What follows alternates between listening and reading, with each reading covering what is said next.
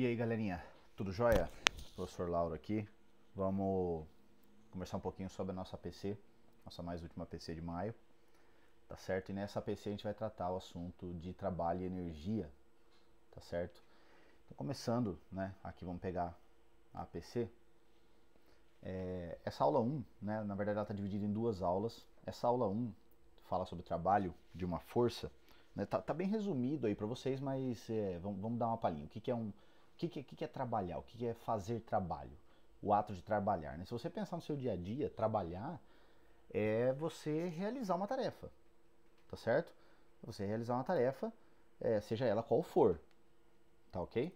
Então, o fato de você trabalhar, fazer algo, tá certo? Quando a gente traz isso para o mundo físico, fazer algo, trabalhar, está associado com você mover alguma coisa, você alterar o estado de alguma coisa, tá certo? Você sai de manhã para trabalhar, seu pai, sua mãe, né, ou algum parente seu sai para trabalhar, ele vai lá, né, e realiza uma série de tarefas, tá? Modifica algumas coisas, faz outras coisas e afins, tá certo? E a isso a gente dá o nome de trabalho, tá ok?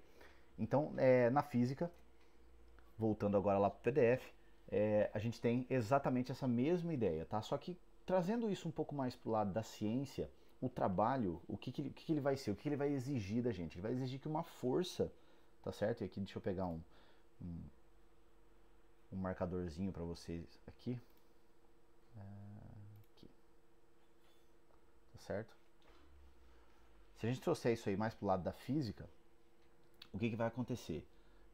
Esse realizar um trabalho, né, que está aqui nessa equação, ele vai exigir da gente a realização de uma força, F, e também de um deslocamento. Então você perceba que o trabalho na física ele é exatamente condizente com o trabalho que a gente tem no nosso dia a dia. Você precisa de uma força motora que realize alguma coisa, que mexa com algum corpo, tá certo? E isso a gente dá o nome de deslocamento. Então, sempre que eu tenho uma força que causa um deslocamento em algum corpo, eu posso dizer que ali houve trabalho realizado, tá certo?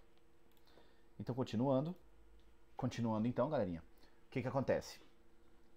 Nesse PDF, né, a gente tem aqui a equaçãozinha do trabalho, tá? Dei uma pausa rapidinho para eu achar o lapisinho aqui, não tinha achado antes, mas agora já tá tudo certo, agora já dá pra te rabiscar, tá certo? Então aqui, ó, força e deslocamento, tá? Ah, professor, mas tem um cosseno de um ângulo aí, o que é isso? Isso aqui é para os casos um pouquinho mais complexos, pessoal, porque nem sempre, ó, como exemplo desse rapaz, né, aqui empurrando essa mesa, nem sempre a gente vai ter a força aplicada sendo exatamente na mesma direção do deslocamento, tá certo? Nesse primeiro exemplo, essa força aplicada ela está em direção ao solo, bem inclinada para baixo. No segundo exemplo, ela já está um pouquinho mais, um pouquinho menos acentuada, tá certo? E no terceiro exemplo, essa força já está, na verdade, paralela, está na mesma direção do deslocamento desse corpo, tá? Então, quando a gente tem esse cosseno de alfa aqui, ó, esse alfa é um ângulo, tá? É o ângulo que essa força faz com a direção do deslocamento desse corpo,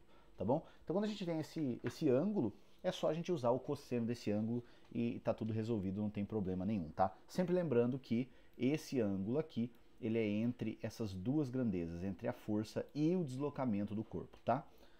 Então continuando aqui, ó, o trabalho realizado por forças conservativas independe da trajetória descrita pelo corpo. O que é uma força conservativa, tá? Aquela força que não gasta energia, tá certo?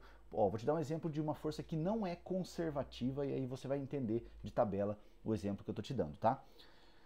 O que seria uma força não conservativa, tá? Imagina atrito. Você nunca vai ver o atrito movendo alguém, o atrito sendo responsável pelo movimento de alguém. Isso a gente nunca vai presenciar. Claro que muitas coisas só se movem porque existe o atrito, mas a força de atrito ela não é uma força que vá causar movimento por si própria, tá certo? Então isso a gente nunca vai ver. Então o atrito ele é um exemplo de força que não é conservativa. Na verdade ele é uma força dissipativa, porque o único papel que ele tem é atuar quando alguém está tentando se mover ou já está se movendo, o atrito aparece, tá? Para tentar atrapalhar, entre aspas, esse movimento, tá certo? Dissipando, comendo, consumindo essa energia que a gente está usando na realização do trabalho, tá certo? Então, voltando aqui, então, trabalho de forças conservativas não depende da trajetória, tá? Aqui a gente tem duas situações a mais, que é o trabalho motor e o trabalho resistente. Porque se você pensar, nós podemos ter forças positivas e forças negativas, tá certo? Esse F aqui, ele pode ser positivo ou pode ser negativo, assim como o cosseno desse ângulo, tá? Existem cossenos de ângulos que são positivos e existem cossenos de ângulos que são negativos, tá certo? O que que isso interfere pra gente? Olha só, quando eu tenho um valor de trabalho T ou então W, tá? Aqui a gente tem W e T, ambos simbolizam trabalho, tá? Só para aumentar aí o nosso leque de possibilidades, o nosso acervo de informações. Então eu posso ter trabalho motor, que é quando esse ângulo alfa ele está entre 0 e 90 graus. Por quê? Entre 0 e 90 graus, qualquer ângulo que você pegar aí nesse meio, né? Olha aqui para mim. Qualquer ângulo que você pegar entre 0 e 90 graus, né? Ângulo 0 e 90 graus. Qualquer ângulo que você pegar aqui dentro desse arco, quando você fizer o cosseno dele, vai dar um valor positivo, tá certo? O que que isso significa? Se eu tenho a direção do deslocamento representada aqui pelo meu lápis e a direção da força representada por essa caneta, se o ângulo está entre 0 e 90, tá certo? Entre 0 e 90, tá? Presta atenção. A gente não incluiu o 90 e nem o 0, tá? É entre eles. Quando isso acontece, a força em questão que eu estou analisando, ela contribui para o movimento do corpo. Ela que está movimentando o corpo, ela não está atrapalhando o objeto, tá certo? Imagina que você tem aqui uma caixinha e você puxe ela nessa direção. É óbvio que, né, é um pouco mais difícil fazer isso, mas a caixinha vai andar para frente. Agora, se você começar a puxar a caixinha nessa direção, ela não vai para frente, pelo contrário, ela vai se movimentar para trás. E aí a gente tem o nosso segundo exemplo, tá? Voltando aqui, que é o trabalho resistente, que é quando esse ângulo é entre 90 e 180. Por quê? Porque quando eu faço o cosseno de um ângulo entre 90 e 180, esse valor dá negativo, e aí eu tenho um trabalho negativo.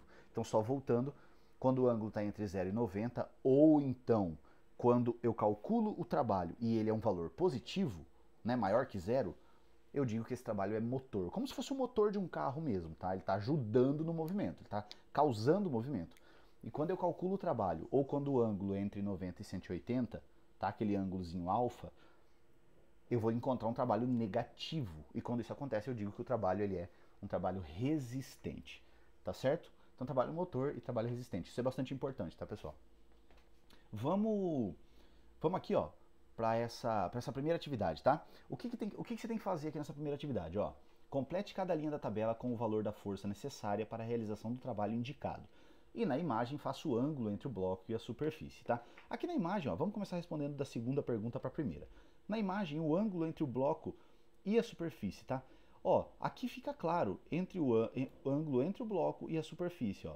Entre o bloco e a superfície. Então, você percebe que conforme a gente vai se distanciando desse ponto H lá em cima, o ângulo aqui, θ, ou até o ângulo alfa, tá? Como tá lá no exemplo, ele vai ficando menor. Então, quanto maior esse ângulo, tá certo?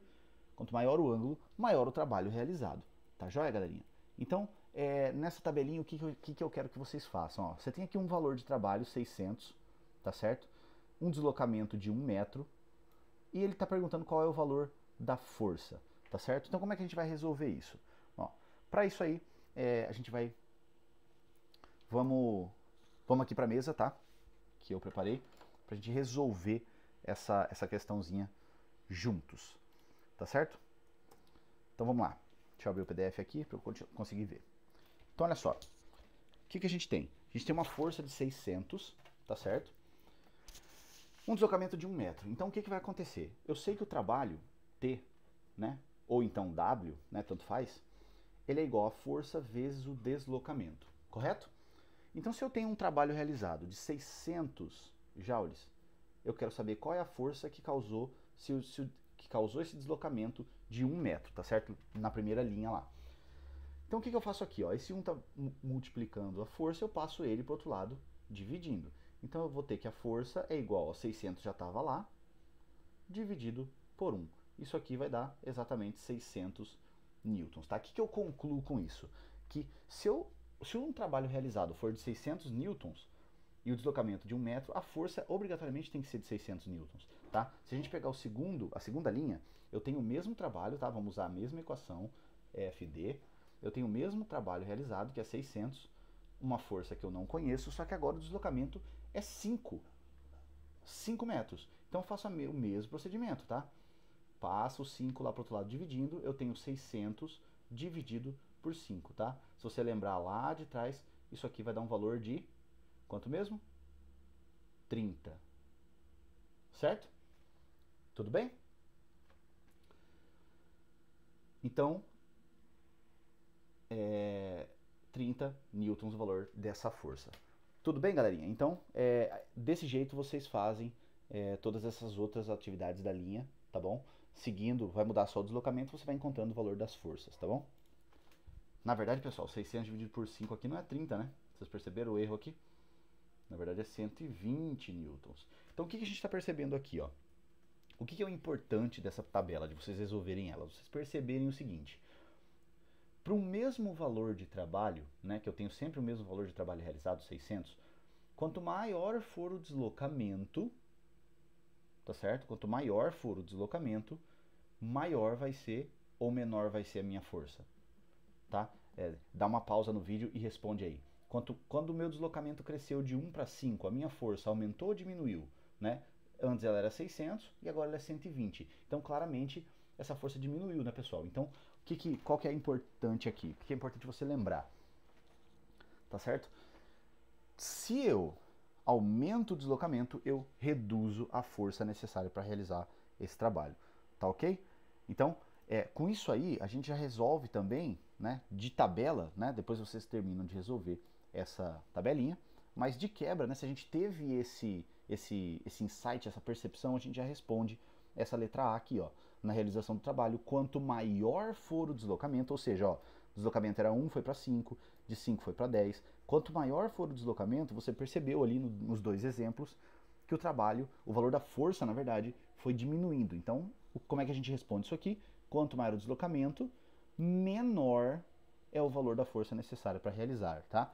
Matematicamente, pessoal, isso aí tem um nome, tá? Quando isso acontece. Quando eu diminuo uma grandeza e a outra cresce, tá certo? Isso tem um nome, chama inversamente proporcional, tá certo? Então, quando a gente elevou o deslocamento, quando a gente fez o deslocamento crescer, fez o deslocamento ficar maior, a força diminuiu. Isso é inversamente proporcional. Ó, perceba, quando um cresce, o outro diminui, tá certo? E vice-versa. Tá joia? Bom, continuando aqui, para a gente não se estender muito, nessa letra B, na figura para deslocar o bloco B até uma altura H, quanto menor o ângulo de inclinação, maior vai ser a força ou menor vai ser a força aplicada, né? Pensam aí e me respondem essa daqui. Essa daqui eu não vou responder para vocês, tá? Pensem nela e me mandem a resposta aí, vai? Fica como desafio. E aí a gente já vai logo para 2, tá? Terminem depois a B e a C da 1. Qualquer dúvida me chama lá no WhatsApp. Questão 2. Um bloco desliza sobre uma superfície plana e horizontal, conforme mostra a figura abaixo. A velocidade do bloco vai diminuindo. Pessoal, isso aqui é interessante, tá? Isso aqui é interessante e importante, tá? A velocidade dele vai diminuindo. Ou seja, tá? Olha aqui pra mim. Se a velocidade de algum objeto que estava se movendo vai diminuindo, é porque tem alguém que está segurando ele, concorda comigo? Então, toda vez que essa velocidade vai diminuindo, com certeza eu tenho alguma força que aponta, né? Imagina que você tem aqui a minha garrafa, tá? Ela está se movendo nessa direção, só que ela tá com a velocidade diminuindo. Então, com certeza eu tenho uma força puxando, freando ela no sentido contrário do qual ela está indo, tá certo? Então, sempre tenha isso em mente, tá joia? Vamos voltar lá para o PDF. E aí a pergunta é: existe alguma força realizando o trabalho sobre esse bloco à medida que a sua velocidade vai diminuindo? Se existe, que força é essa? Então é claro que existe, né, pessoal? Não tem porquê a velocidade de alguém aumentar ou diminuir se você não tiver nenhuma força atuando ali. E como esse bloco está se movimentando, eu tenho força e tenho deslocamento. Portanto, tem trabalho realizado, certo? Só lembra lá da equação, é F vezes D. Tenho força, tenho deslocamento, existe trabalho, tá? Se não existe, explica o porquê. Na verdade existe, né? Então isso aqui a gente pode riscar, porque na verdade a gente sabe que existe. Que força é essa? Exatamente a força que a gente comentou lá no início da aula, a força de atrito, porque é ela que é responsável por consumir energia e fazer as coisas diminuírem cada vez mais a sua velocidade ou até pararem, ok? Bom, dá uma pensadinha nessa 3, tá certo? Como desafio também. E numa próxima aula, para não ficar muito extensa essa, tá joia? A gente faz um pouco mais de exercícios. Então, só para resumir tudo que a gente falou aqui hoje, tá? O que é trabalho? Tá? É o ato de realizar uma tarefa, realizar alguma coisa. Na física, o que eu preciso para realizar trabalho? De duas coisas, basicamente: força e deslocamento. Professor, se a força é muito alta, mas ela não deslocou o objeto nem um centímetrozinho, houve trabalho? Não. E se um objeto se moveu quilômetros de distância, certo? Só que não teve nenhuma força fazendo isso. Teve trabalho? Também não, tá? Então, dizer que houve trabalho ou não, eu tenho que dizer se houve em relação a quem. E esse a quem é a força que eu estou analisando. Então você vai ter casos que vão existir várias forças atuando no objeto, mas algumas realizam trabalho e outras não, tá certo? Num outro momento, numa outra aula que a gente tiver, a gente entra em mais detalhes, tá? Ver alguns exemplos um pouco diferentes, tá? Depois que vocês lerem, depois que vocês consolidarem um pouco melhor esse assunto de trabalho, a gente vai e ver uns casos um pouco mais complicados, tá? Um pouco mais diferentões, assim, de perguntas de vestibular. Tá certo, pessoal? Então, como início, tá? A gente fica por aqui.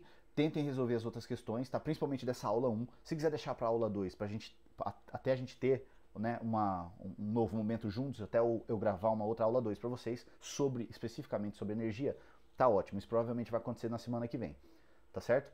Mas tentem os exercícios da aula 1, que é sobre trabalho, tá? Na dúvida, pode me chamar no WhatsApp e qualquer coisa eu tô aqui. Tá joia, galerinha? Um beijo, se cuidem e até mais.